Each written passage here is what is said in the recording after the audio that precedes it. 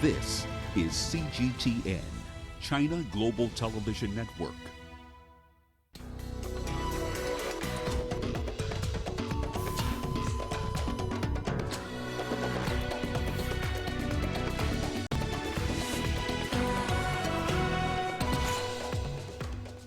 The number of COVID-19 cases go beyond 2.3 million across the world. How the Democratic Republic of Congo is dealing with resurgence of Ebola amid the coronavirus pandemic. And Tunisia's education ministry engages digital services providers to create content for learners. This is Africa Live. Hello and thank you for joining us. I am Peninah Karibe. Also coming up this hour, why millions of Egyptians won't get to enjoy their treat of fermented salty fish during the Orthodox Easter. And in sports, Kenya's Falmas Koranga set to break barriers as she joins Troy University women's basketball team in the US.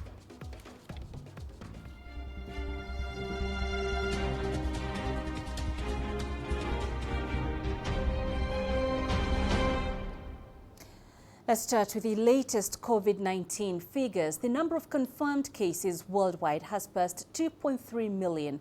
Over 160,000 people have died.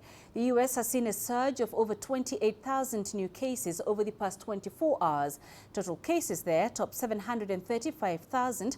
That's about a third of the global total. Meanwhile, more than half of all cases are in Europe, with Spain and Italy among the hardest hit. Turkey has overtaken Iran as the worst hit country in the Middle East. Its total has reached 82,000, and the situation in South Korea shows signs of easing, with just 8 new infections reported. For the first time in 2 months, the daily number of new cases dropped to a single digit. The Chinese mainland has confirmed 16 new cases on Saturday, 9 of them imported. The coronavirus has killed about 100,000 people in Europe, and that number is likely to rise as Spain adjusts its way of counting.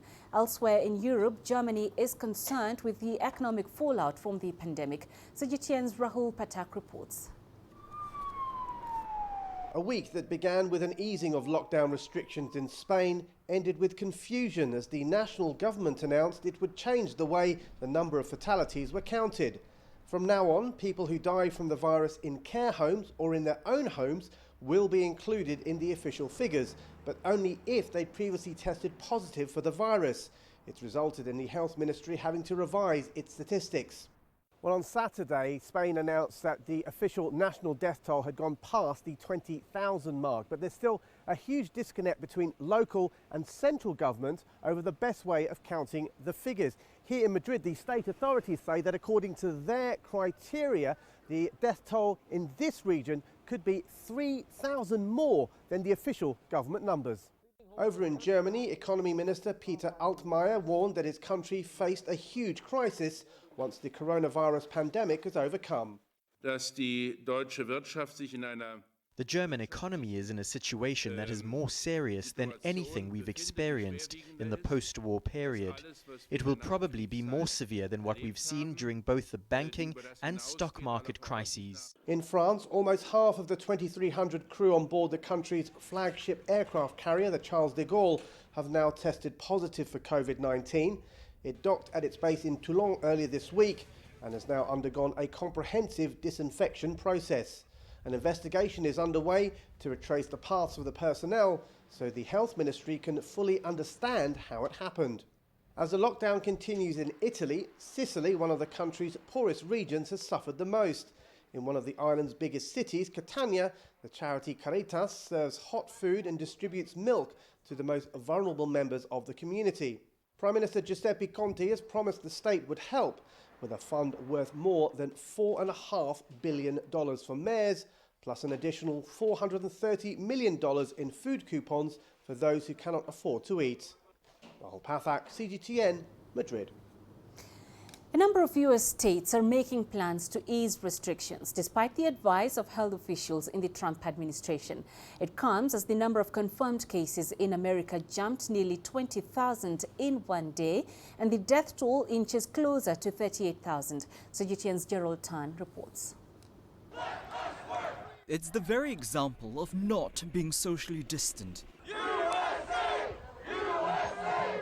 From Texas to Maryland and Indiana, protesters out in defiance. Their message, you can't close America.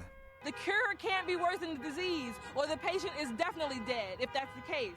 With more than 90% of Americans under some form of order to stay at home, the U.S. economy is sputtering. Schools put on pause, businesses shuttered, some 22 million unemployment claims in just 1 month. The U.S. president wants to hit the restart button, and soon.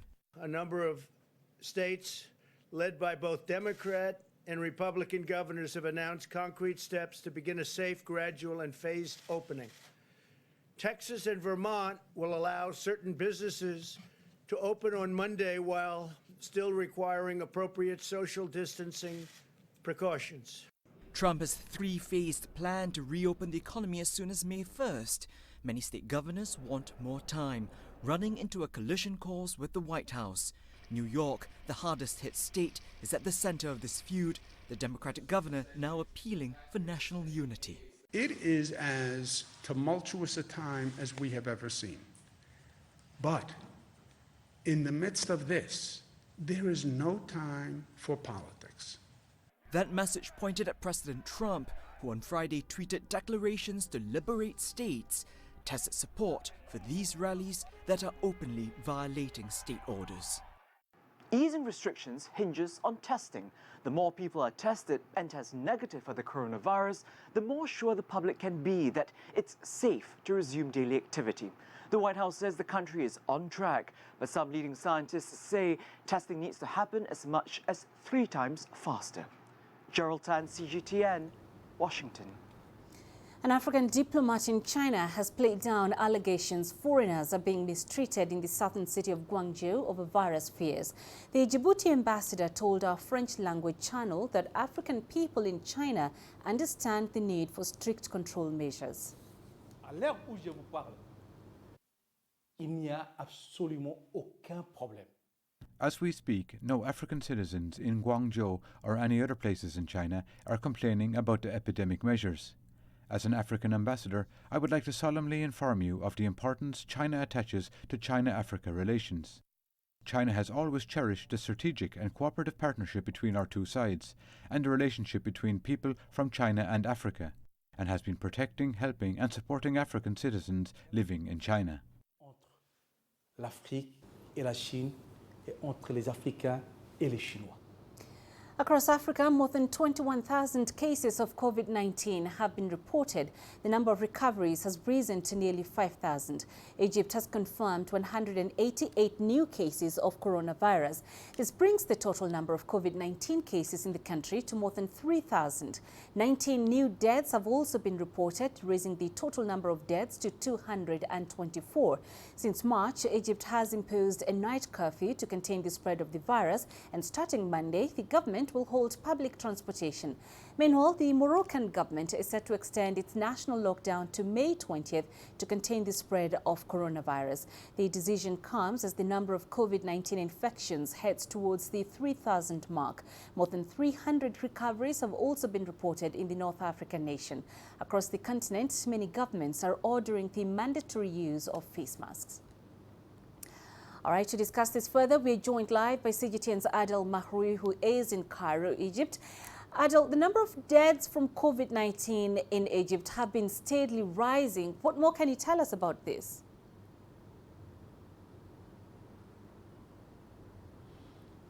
During the past 3 days, Egypt has been daily recording the highest number of infection of the COVID-19 since Thursday. For the 3 continuous days, every day was a record than the day before. As you've mentioned, the numbers that were announced yesterday night has been 188 new infections. That's the highest yet. And the number of deaths as well, the 19 you've mentioned, is the highest daily death recorded from the disease since the pandemic, or since Egypt reported cases of COVID-19 domestically. Now, the numbers are growing and are significantly growing. This suits the expectations that the government has announced last week. But to put it also in perspective, in just 8 days, Egypt reached its second 1,000, reaching 2,000. That was a week ago. And then after 6 days, the country reached another 1,000. So the numbers, the frequency of disease are evidentially growing, and the numbers in April are way larger than what has been reported in the entire month of March. And therefore the government, as you've mentioned, is taking quite steps. It is escalating some measures, especially during the holiday seasons like Easter that we're facing today and tomorrow. All right, so let's talk about those measures, Adel, that are being rolled out by Egyptian authorities. Talk to us about them specifically. What is government doing?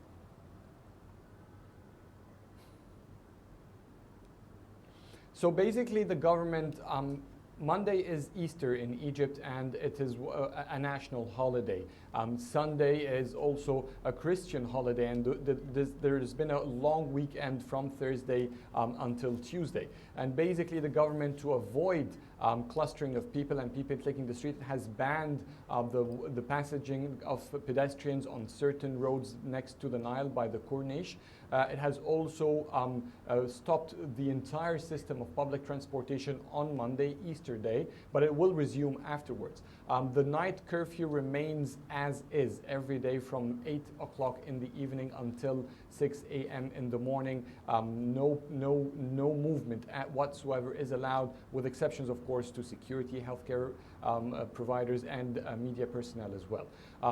Beside that, the government has been escalating its measures, its messages to the people. It has been warning about penalties that will be applied to anyone who violates the curfew. On Friday, the holy month of Ramadan will start for 30 days.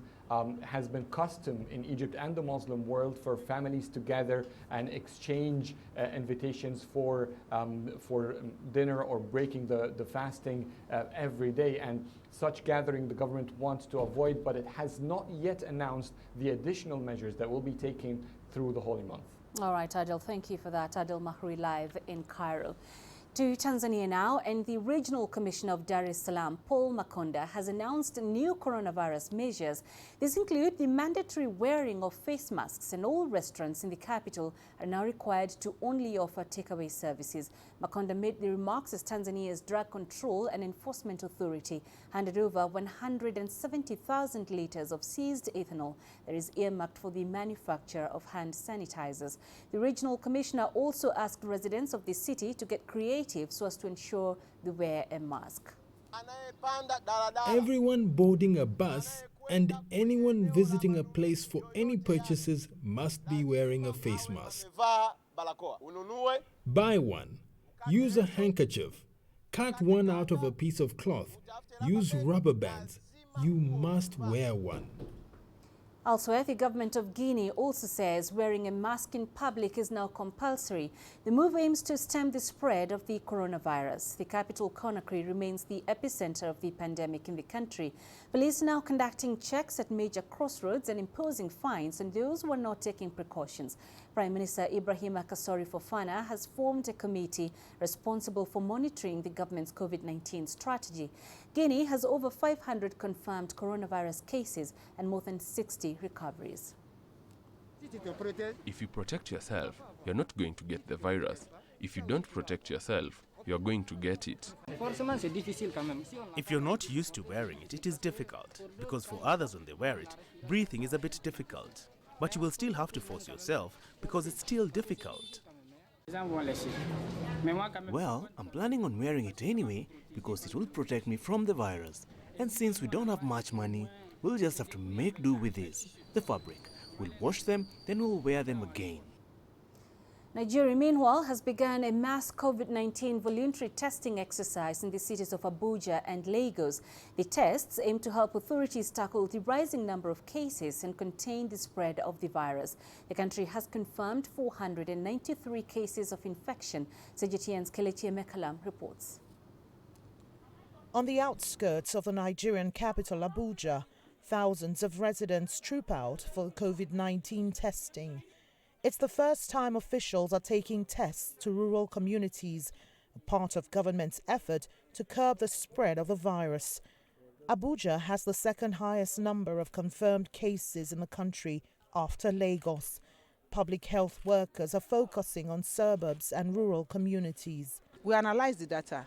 We find out that the key places where these cases are coming from is in the city center. We're looking at the people that work for the key people in the city center, like the house help, the houseboys, the drivers, the relations that are living in the communities that are less privileged. What happened to them? They would have been in contact with this disease one way or the other, and with people that have the disease one way or the other, and they might not even know. Even when they know, they will not know what to do. So that was the choice of these communities to actively search for all these cases. Getting a chance to be tested is a relief for many residents here. It's coming amid a lockdown and the struggle to survive.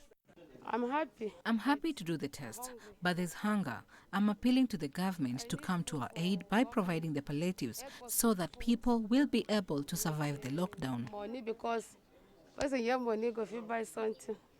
The government's target is to scale up testing to 4,000 daily in local communities across the country. Nigeria has seen a surge in cases since the mass COVID-19 tests started. Those affected have now been isolated and are being closely monitored. Kelechi Amekalam, CGTN Abuja, Nigeria. An international video conference on combating the coronavirus epidemic and China-Africa cooperation has been taking place. The organizers included the African Research Institute of Zhejiang Normal University, the African Research Institute of South Africa, the National Institute of Policy and Strategy of Nigeria, and the China Research Center of Nigeria. They also released the 6-language China-Africa Joint Proposal for Solidarity Against the Coronavirus Epidemic. More than 60 renowned scholars, leaders and media representatives from 13 African countries attended the video conference. The participating Chinese and African scholars focused on Africa's coronavirus outbreak situation and trends. They also focused on Sino-African public health cooperation. The topics were discussed in depth and suggestions were made for further China-Africa cooperation to overcome the COVID-19 pandemic. You're watching Africa Live. Time for us to take a quick break. Here's what's coming up. How the Democratic Republic of Congo is dealing with resurgence of Ebola amid the coronavirus pandemic. And Tunisia's Education Ministry engages digital services providers to create content for learners.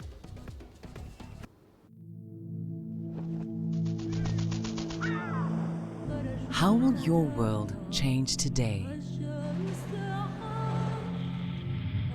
What happens here? What happens there?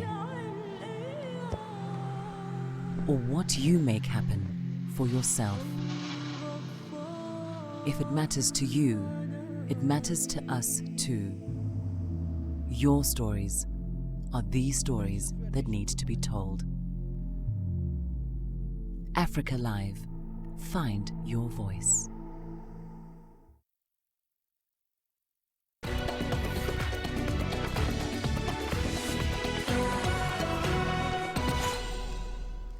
Health officials in the Democratic Republic of Congo are urging communities to cooperate with medical professionals. The country recorded new cases of Ebola in eastern DRC last week, just 2 days before the outbreak was set to be declared over. Authorities have also registered more than 300 cases of COVID-19. CGTN's Chris Ochamringa has more from Kinshasa. The east of the DRC has been rocked by conflict for over 2 decades. Authorities there are now fighting a war against highly infectious diseases. Ebola and COVID-19 cases have been reported in North and South Kivu provinces. But the government is optimistic it will win the battle with the expertise gained in dealing with Ebola. À la crise Covid, il faut communiquer. We will be able to contain COVID-19 and Ebola by engaging the communities in the affected areas with clear messages about what they should do. Once they understand and follow the guidelines, the risk of spreading the diseases will be reduced. The DRC is dealing with several other epidemics, but doesn't have enough funds to deal with them. International aid agencies have played a big role in supporting the government's fight against Ebola and other diseases. You were talking about to intensify surveillance, epidemiological surveillance in the field. Even after the end of the outbreak, you plan to intensify surveillance during 90 days surveillance, because this type of situation can happen. Most of the COVID-19 cases have been reported in Kinshasa. The city has an estimated population of 12 million people. Not many of them have been observing social distancing measures. Health experts have warned of a peak in COVID-19 cases next month. The World Bank and the US government have offered DRC authorities a total of $53 million to combat the COVID-19 pandemic. But the disease has now spread to areas that are racked by conflict. That will make it very difficult for healthcare workers to contain it. Chris Sochamringa, CGTN, Kinshasa, Democratic Republic of Congo. In Ghana, the coronavirus pandemic has dealt a blow to workers in the informal sector. This includes hawkers who can no longer sell on the streets to make a living. The government has tightened lockdown restrictions, but is also providing food to vulnerable people. CGTN's Nabil Ahmed Rufai reports from Accra. Kwejon Kansa now spends most of his day by the road, reaching out for aid from passers-by. Before the government locked down parts of the country to prevent the spread of the coronavirus, he earned a living selling bags on the roadside. It's become very difficult for me to make ends meet since the lockdown restrictions were enforced. I go to the market centres in search of menial jobs, but don't get any. So I come and sit by the road with some friends and beg for money. The coronavirus pandemic is taking its toll on many businesses in Ghana, and people within the informal sector have been hit hard. Kwejon Kansa says the lockdown restrictions have not only immediately affected his livelihood, they've also left him uncertain about what the future holds for his family when the pandemic is over. The government is distributing one hot meal to vulnerable people daily. It hopes this could reduce the struggle of more than 25,000 people in getting food while under lockdown. I have a little son to take care of, so I came for this food for my son. I would just have to drink water and sleep because they gave me only one pack of food. The distribution of the food has, however, brought with it many challenges. While people rush to get the food, they do not practice social distancing, further risking the spread of COVID-19. We are moving into another area where this time around government thinks that it's important that we provide the vulnerable with packed dry food so that on a household basis they can prepare their own meals. But even this new approach by the government may not capture people like Kwejon Kansa. He sleeps rough along the streets and sometimes in market centers. He fears the government may not be able to locate him when the distribution of food in homes begins. Nabil Ahmed Rufai, CGTN, Accra, Ghana. In South Africa, a group of pilots have come together to form COVID Flights, an initiative that delivers food parcels to remote communities. Take a look. In a display of solidarity during South Africa's lockdown, a group of pilots have come together to form COVID Flights. They have been distributing food, medical supplies and personnel to remote areas around the country. The nationwide lockdown has had a severe impact on various vulnerable groups. I got a message from Lebo and they said generally they got decent food distribution and their channels of food are reasonably good. On Monday he phoned and said they've got no food, their kids haven't eaten for 4 days and they have to turn the people away, and they said they really need help with the whole process. Winterveld is one of the countless communities under strain. The project was set in motion after members of this community reported having gone 4 days without food. This food is helping me since I've got 10 family members to support. I am the head of the household, so these food parcels will definitely help me since the child support grant is not enough. I have older children and the grant only supports my grandchildren. A centre for orphans and vulnerable children in the area is now serving as the distribution point for the COVID Flights. Hlongwane is one of the beneficiaries. I'm excited about the food because we sometimes go to sleep without eating. I'm used to getting food during school days when we get cooked meals from the center. Several farmers have already donated to the cause. The farmers literally gave their best stock. It wasn't they used the tarnished fruit that they couldn't supply into the market and so on. So they literally gave their best stock to us. And it was something very special to see this community looking after that community. The pilots say they execute each mission in accordance with government protocols. The team has so far delivered over 7 tons of food in their first 3 days of flying. Daniela Pearson, CGTN. The Chinese community in Cape Town has donated funds to assist with the distribution of food in impoverished areas. The donation took place at the Consulate General of China in Cape Town, hosted by Chinese Consul General Lin Jing. The Mayor of Cape Town, Dan Plato, has welcomed the much-needed donation. The donation from the Chinese community was made to show solidarity with those impacted by the coronavirus lockdown. Many vulnerable communities are in desperate need for food parcels during this time. South Africa currently has one of the highest numbers of COVID-19 cases on the African continent. I'm here at the Chinese Consul General's office, his residence and office, where we receive quite the generous donation of about 500,000 rand, obviously for the city of Cape Town to use where it is most needed. Definitely a donation we will use on the Cape Flats and in the township communities, looking at the food shortages and the screaming for food and so on. And so we appreciate each and every donation we receive. South Africa has been our best friend. The two countries have forged a comprehensive strategic partnership. Now, since the outbreak of COVID-19 pandemic in China, South African government and the people, South African students, enterprises have given China very precious support. They donated medical materials. They have offered other kinds of support. And these are very precious support in China's most difficult time in its fight against epidemic. Now, because the epidemic situation in China has been brought under effective control, and the production and people's lives have gradually coming back to normal.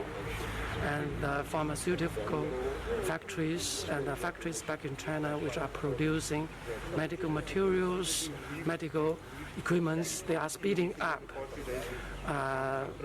producing huge quantity of medical materials to meet the demands from other countries, to support other countries' fight against the epidemic.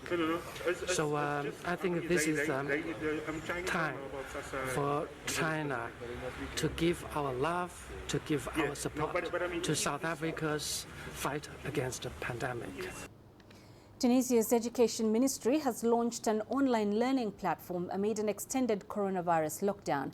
The initiative has attracted the input of students, parents and teachers and educational digital services providers to create content for learners. The National Center for Technologies in Education is in charge of the implementation of the ministry's program at the Tunisian Virtual School. The virtual school offers a space for distance learning. It is a space for virtual classrooms where teachers and students can interact together. Developed by Tunisian engineers, teachers and educational inspectors, the new platform aims to fill the void and to offer an alternative way for continuing the school year, following its interruption due to the coronavirus pandemic. The website also includes a virtual library. Free educational resources are listed. They are made by Tunisian teachers and validated by educational inspectors. These resources are classified and indexed in order to facilitate research. Sandra has been at home for more than 5 weeks due to the general lockdown in the country. Yet the 10-year-old primary school pupil continues studying with her mother. She misses her school and friends. However, Sandra views online education as an opportunity.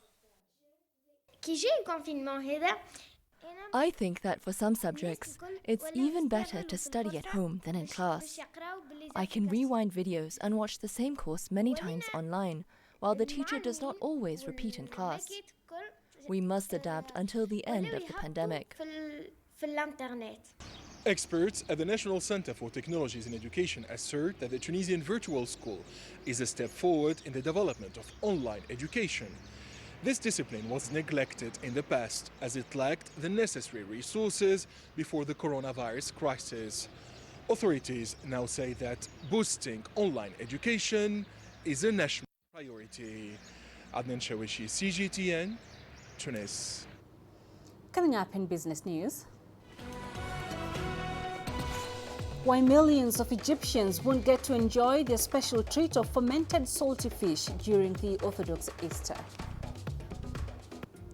Africa is the nexus of enterprise, and global business will tell you why it matters. From the mega investment projects to multi-billion-dollar mergers and acquisitions. Africa today collects, just in terms of revenues from taxes alone, $545 billion a year. If you take 10% of that and you devote it to the energy sector, problem solved. All this on Global Business, weekdays at this time on CGTN.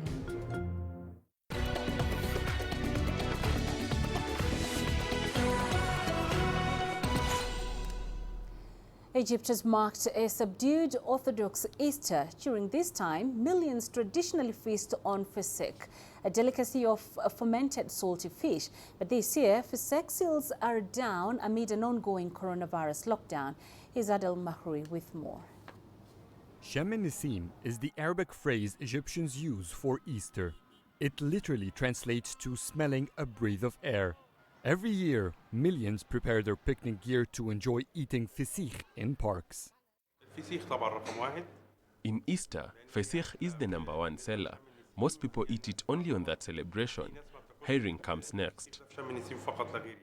Fasik is made from fermented and heavily salted grey mullet. It takes about 1 month to prepare that popular dish. So weeks before the government cancelled the Easter celebrations this year, Ahmed Abu Tahoun was tripling his stocks and manpower. There's almost no work. That's because of the COVID-19 lockdown. This made the prices steady. People are afraid to take the streets. There are no Easter celebrations this year. Sales dropped by about 60%. During these days, we used to have mass production for corporations and huge families. During this time of the year, salted fish shops like this one would see scores of clients lining up until the end of the road, all want to have their favorite dish during Easter.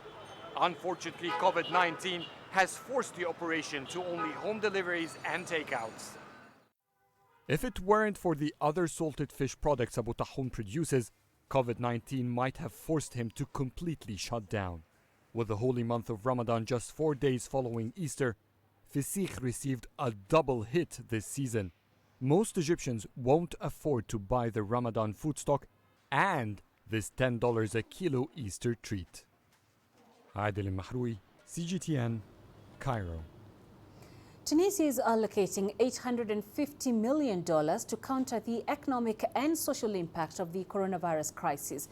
The measures include postponing taxes for small and medium-sized businesses and delaying repayment of low-income employee loans. CGTN's Adnan Shawashi has more on that development.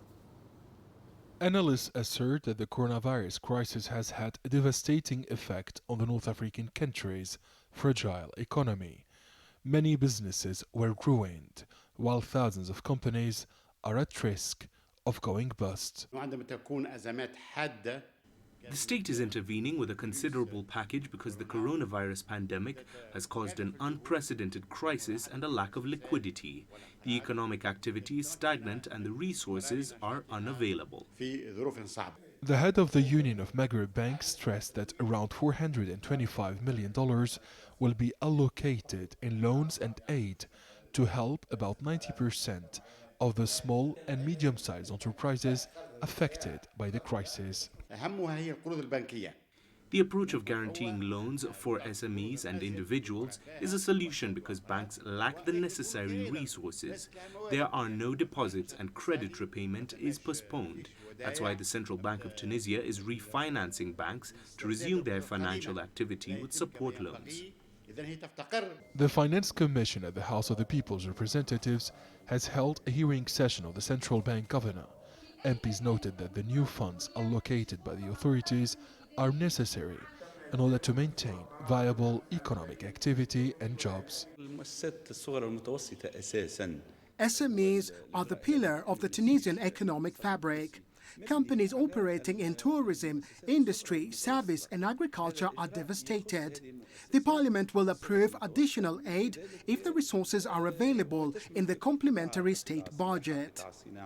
The National Confederation of Industry and Handicrafts has urged the Central Bank of Tunisia to speed up the support measures in favor of companies, including the setting up of a guarantee line.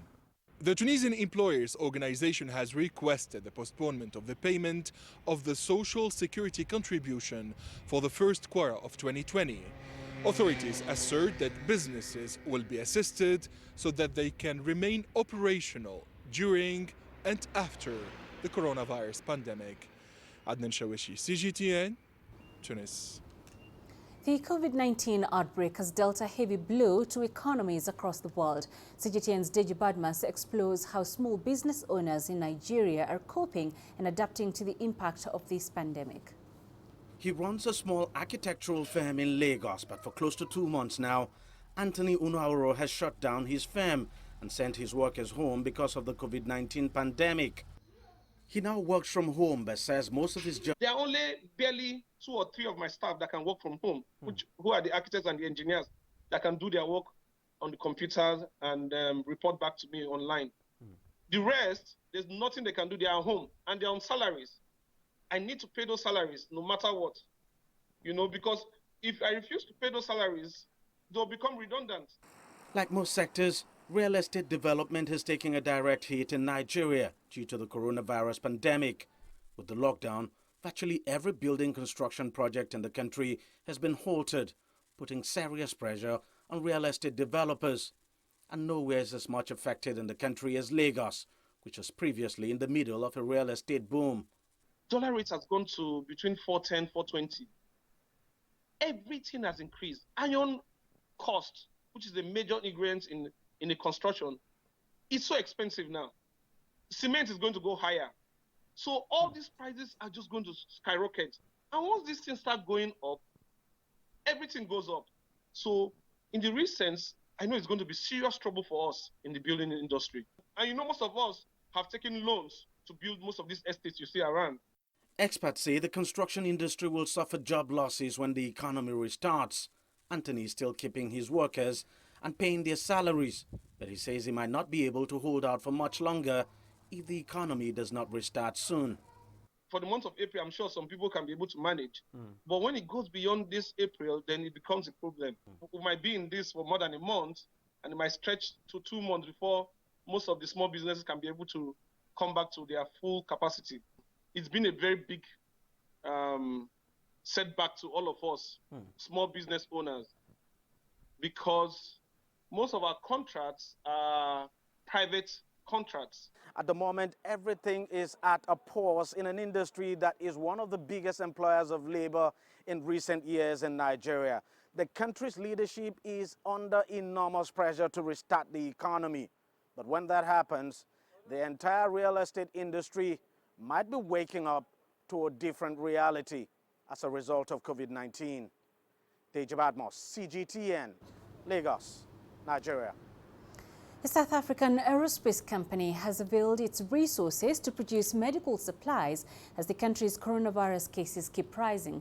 The Intubox is a portable unit that protects healthcare staff from the coronavirus by encasing the COVID-19 patients they treat. CGTN's Terry Wangari has more on this story.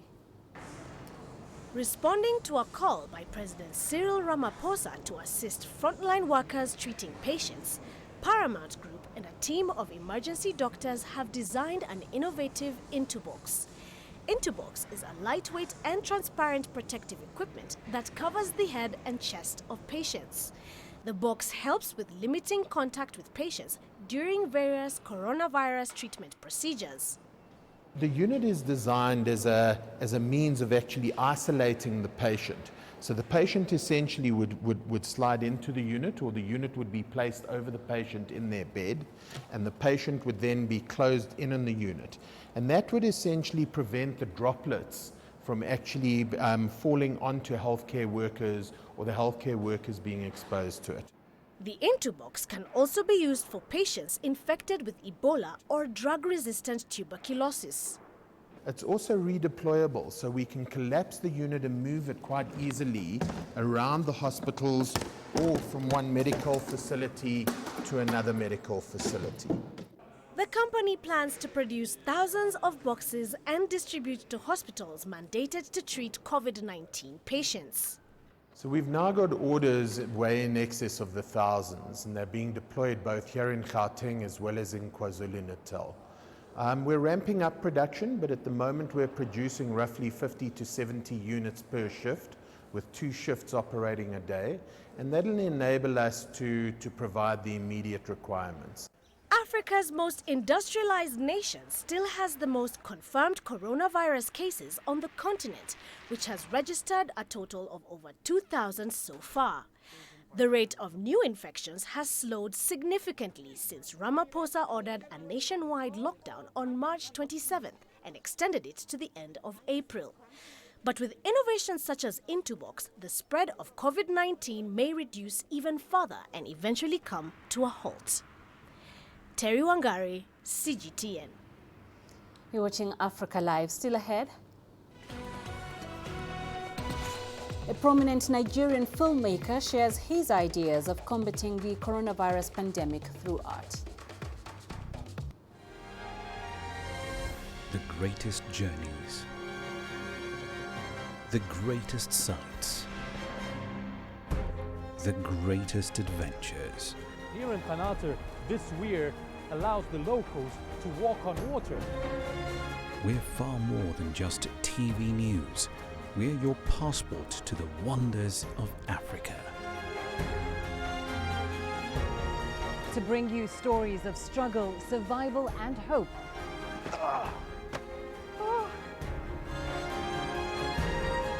So let's explore.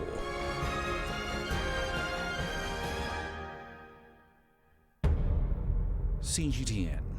See the difference.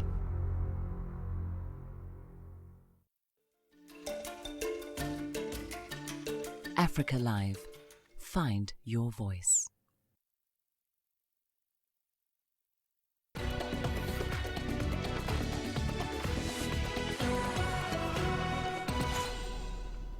A prominent Nigerian filmmaker is contributing his bit in helping the country combat the COVID-19 pandemic. Nei Akinmolayan has been producing short videos and animations in local languages to educate the public on COVID-19 and what they need to do to stay safe. CGTN's Deji Badmas has been chatting with him. We have seen the videos that you have made during this period of COVID-19. I'm talking about the Enlightenment campaign videos now. Quite interesting, I must say. Tell us what the motivation is behind the making of those videos.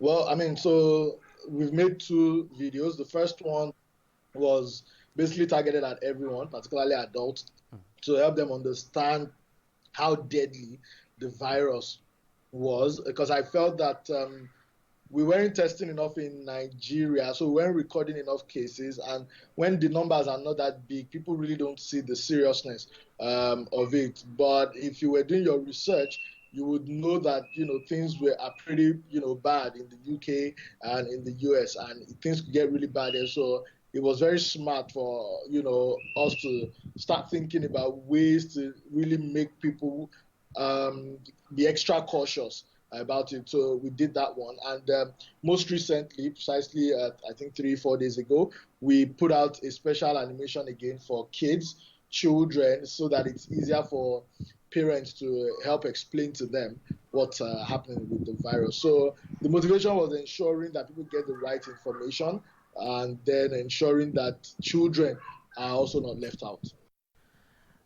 One creative thing about the videos is that they are made in different local languages. Now, before your videos actually came out, most of the campaign messages in the public were actually in English language, including even government campaign messages now. So for you, why did you decide to adopt the multiple local language strategy, if you like? Okay, so funny, the real reason why we did the languages was because of WhatsApp. So we noticed that there were lots of fake videos and fake news, and they were spreading rapidly on WhatsApp, via people's parents, grandparents, and the likes. And some of this were in different languages. So we figured if we do languages, if we do the big English, it's probably just, a very, very tiny percentage that have access to internet that will say. But WhatsApp, even for people who don't have access to Facebook, Twitter, and the likes, they have WhatsApp, and you can reach them easily. Also, we thought that if we did it in different languages, it would probably motivate TV stations across the country, including NTA, if they wanted, to jump on the video, because videos I made them all free and used. So that was really critical, and it became really effective. Habib, ebe kitchen na-eje biko rapụ m aka mụ na ụmụazị ibe m chọrọ ịgba bọọlụ, o nwere ihe ị ga-eme. Mechie ọnụ, iche na-egwu ka anyị na-egwu. Ị nwere ike ifeta coronavirus na-egbu mmadụ. Ọ sịrị na ọ bụ gorilla virus. Mba, ọ coronavirus. Are you surprised that these videos have actually gone viral and that even local TV stations in Nigeria are now using them? Well, I must say I've been quite surprised. That's the reason why you guys reached out to me. I've been a filmmaker for over 10 years now. I don't think TV, the China Global has ever reached out to me. So yes, it is viral, which is good because that's what we hoped it would be when we were making them. And you're doing all of this for free? Oh yes, because I just feel that that's the responsible thing to do. We've been doing this entertainment work for a while. We've made money from it. We've built something from it. I can't give giveaways. I'm not that rich, but I can help in disseminating information very, very effectively. And of course, you believe that information dissemination would make the difference in Nigeria's fight against the pandemic? Oh yes, information is the only thing that will make the difference. We can't build the vaccines, we can't make the drugs happen. We're not that powerful as a nation to even manage the economic crisis that is going to fall if everything goes south. So information is probably the only weapon we need right now, or that we can use. Now, what's your hope for this country as it battles to contain the COVID-19 pandemic? Well, there's a question as to whether we reacted quickly or we did not. It's very hard to say, but at least I'm glad that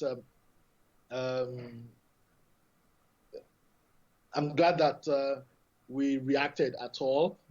A lot of things have shut down right now, and we're hoping they all come back together. My hope is that we can start seeing reduction in numbers of cases. It looks like we're having more community transmission now, because I'm sure they've traced almost all the people that flew into the country. So that's a big problem if we're having community transmission. So the hope is that the numbers go down, and it'll be good for everyone. But we really need that to happen fast, because I'm not sure we can lock down the country for 2-3 months. For you as a filmmaker, the COVID-19 pandemic and the subsequent lockdown, of course, must have taken a huge toll on your business. Can you let us into how much this has affected you? Oh, it's enormous. In fact, some of us probably won't recover in a while. For example, I'm supposed to release a new film in July.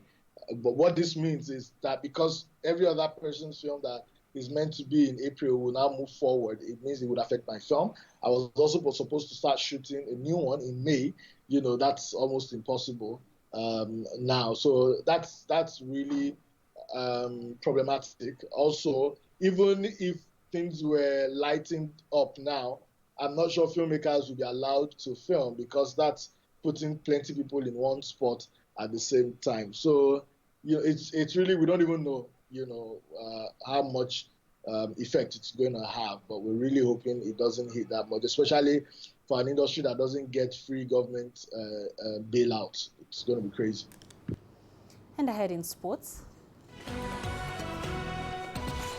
Kenya's Falmas Koranga set to break barriers as she joins Troy University women's basketball team in the US.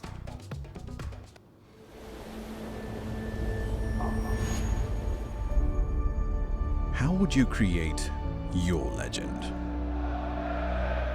On the fields, on the tracks, in the arenas of Africa. Were you born to be a player? Could this moment be yours?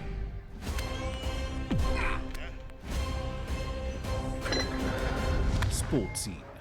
Find your game.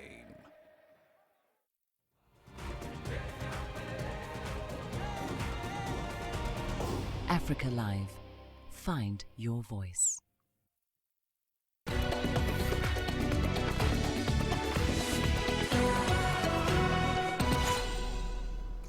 Falmas Koranga is on the verge of making history as the first female Kenyan to play collegiate basketball in the NCAA Division I League in the United States. CGTN's Wulkista Nyabwa brings us her story.